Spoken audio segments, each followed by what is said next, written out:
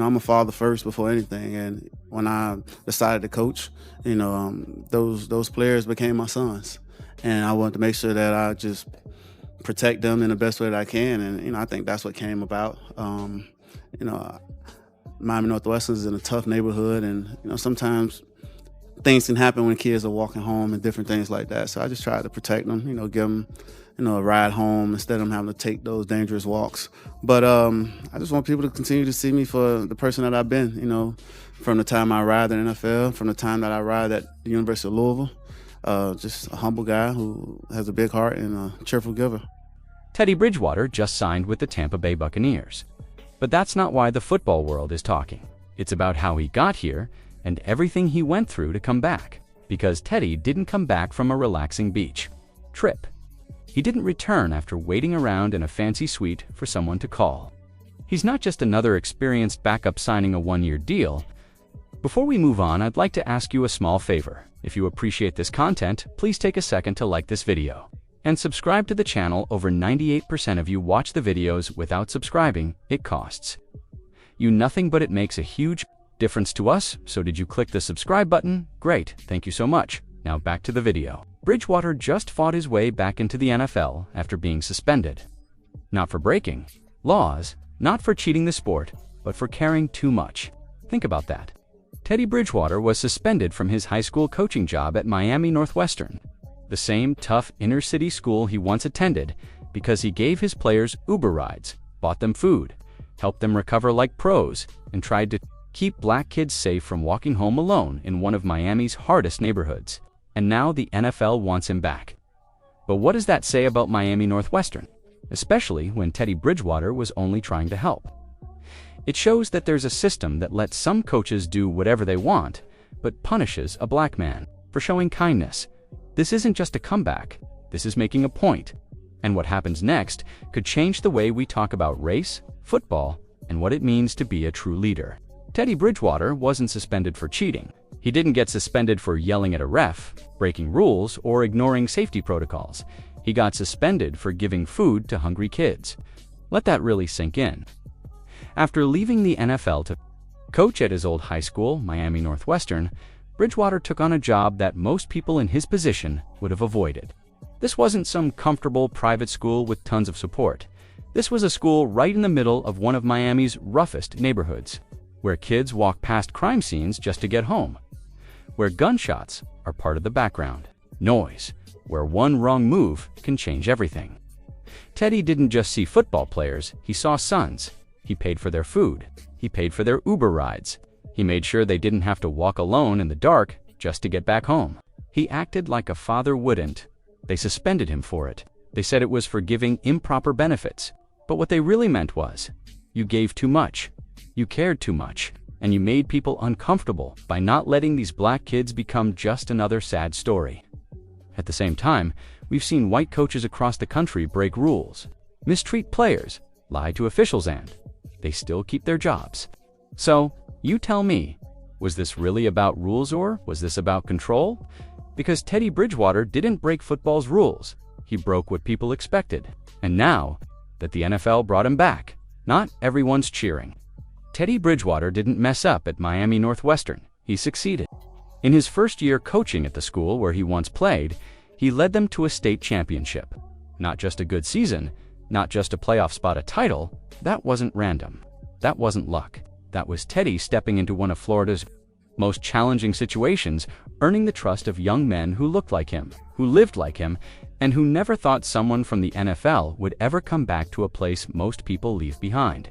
He didn't have to do it. He could have stayed on TV, gone into real estate, broadcasting, or waited for an easy NFL coaching job. But instead, he went back to the same streets where he grew up and picked up a whistle. He didn't coach from a fancy office. He coached from right there on the field. And what did he get in return? Not applause, not a Coach of the Year award, not a road back to the NFL as a respected leader. He got suspended. It's hard not to notice the unfair treatment. Teddy Bridgewater, a black man, a former first-round NFL pick, a Pro Bowl player, a leader on and off the field, was punished for giving his players safety and dignity. Meanwhile, in wealthy suburbs all over the country, Coaches give out extras all the time, calling them boosters. Those programs get trophies. Teddy got a suspension notice and was told to leave. From state champion to being pushed aside, that's the truth. And if it weren't for the Tampa Bay Buccaneers needing help and one more door opening, he might never have gotten another shot. But why now? Why did Tampa Bay call him when every other team stayed quiet? Let's not act like this was some carefully planned comeback. The Tampa Bay Buccaneers didn't exactly welcome Teddy Bridgewater with open arms. They called him because they had no choice. Baker Mayfield, their starting quarterback, had missed 2 practices in a row with a bruised hand. Rookie Michael Pratt was still on the injured list and not able to practice. Kyle Trask hasn't played many serious snaps since college. And Connor Bazelak, he was only brought in as an extra arm for training camp. So with preseason starting and no trusted backup ready, the Bucs didn't just need talent, they needed leadership. And who better than a 32-year-old veteran who started 65 NFL games for 6 different teams, thrown for over 15,000 yards, and led a playoff-level Denver team just a few years ago. Someone who's helped guide locker rooms, learned nearly every offense in the league, and brings respect without needing attention. That's where Teddy Bridgewater comes in. But don't get it twisted, this isn't only about football. Tampa Bay knew exactly who they were calling.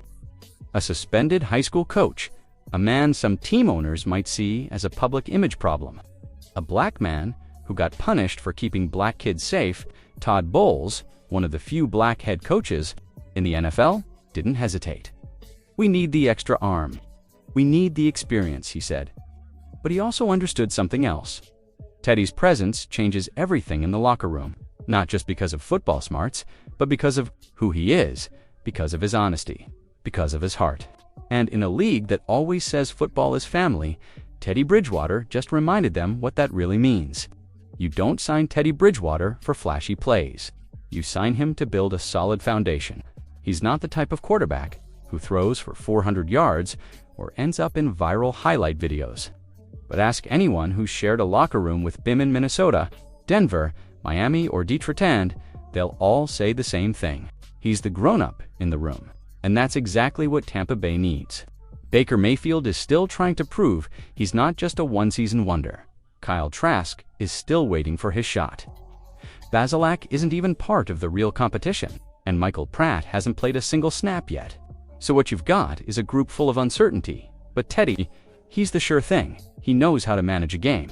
He knows how to win when it's ugly. He knows how to keep a team calm when things go wrong and the media starts talking. And most importantly, he knows how to lead from behind the scenes. That's a rare quality, because in a league that loves superstar players, Teddy's always been the guy who does the hard work even if he never gets on the field.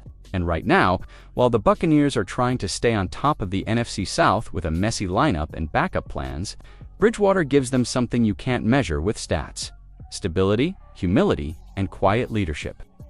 But this isn't only about football anymore, because the difference Teddy is about to make off the field might be even bigger than anything he does as a quarterback.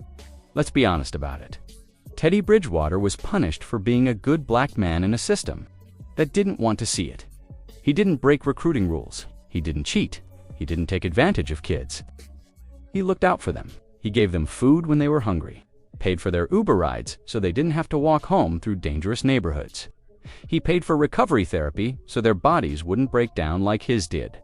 And for that, he was suspended. Now, let's compare that to what happens in other areas. You've got rich schools in the suburbs where boosters pay for flights, hotel rooms, gear, and personal trainers. Coaches get bonuses. Kids get college offers. Nobody questions it. But when Teddy, a former Pro Bowl NFL player and someone who grew up in that same Miami neighborhood, steps up to give these kids basic help, it's called breaking the rules. The message is loud and clear. It's okay to help unless you look like the kids you're helping. Teddy said it himself. "I'm a father before anything else. Those boys became my sons. I just wanted to protect them." But the system didn't care about that. What it cared about was keeping power, staying in control, and keeping people like Teddy in their place. They want you to be seen, but not too powerful. Helpful, but not too generous.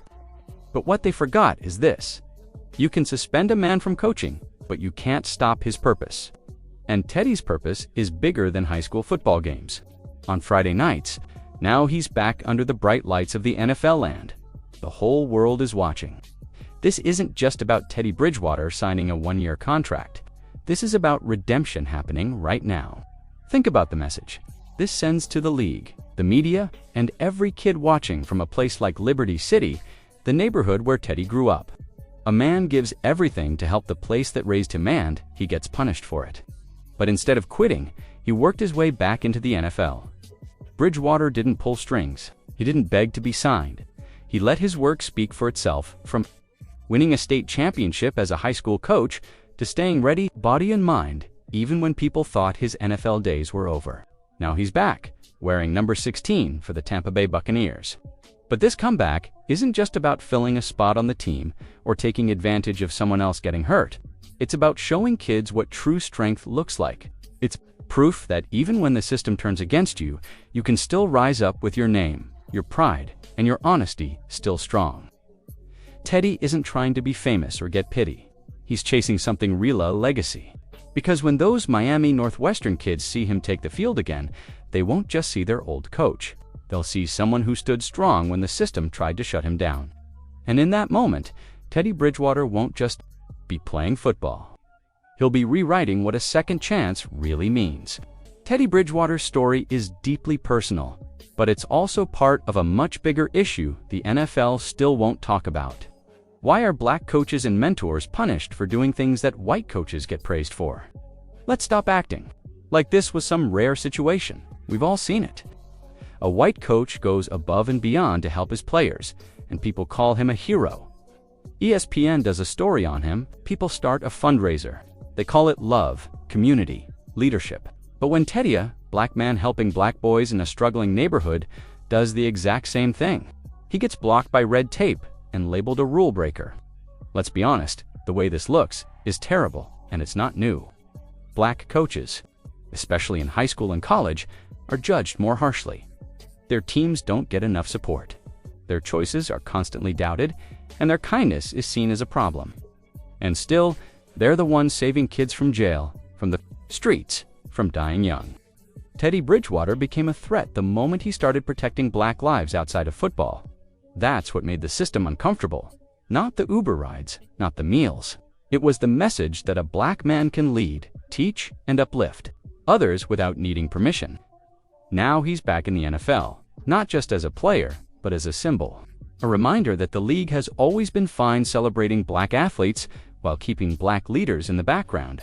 But with every snap he takes in Tampa, it's getting harder to ignore what he stands for. Now that Teddy Bridgewater is officially a Tampa Bay Buccaneer, the question isn't whether he deserves to be in the league. It's whether the league will allow him to truly matter. Because, let's be real, the NFL loves a good comeback story as long as it doesn't shake up the system. They'll praise Teddy for being a good veteran. They'll talk about how great he is at mentoring younger players. But the moment he starts pushing for actual playing time, the tone changes. They'll say he's too old, that his arm isn't strong enough, that he's injury-prone. All those phrases are code to quietly keep him out of the spotlight. But here's what they're not ready for. Teddy didn't come back just to hold a clipboard and cash a check. He didn't fight to return to this leg after getting suspended, after being pushed out, after giving his all to help his community, just to sit on the bench and babysit a quarterback room. He came back because he can still play.